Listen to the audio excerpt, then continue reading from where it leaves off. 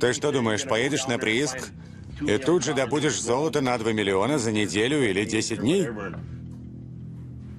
Мечтай, мечтай. Больше мне нечего сказать. Ты же меня даже не слушаешь.